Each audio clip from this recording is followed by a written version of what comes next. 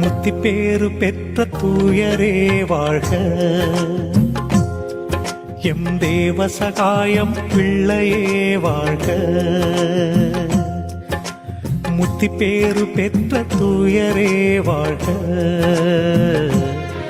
M தேவ சகாயம் பிள்ளையே வாழ்க. கரம் பிடித்து காக்கின்ற கருணை ஒளி நீரே. கரம் பிடித்து காக்கின்ற கருணை ஒளி நீரே.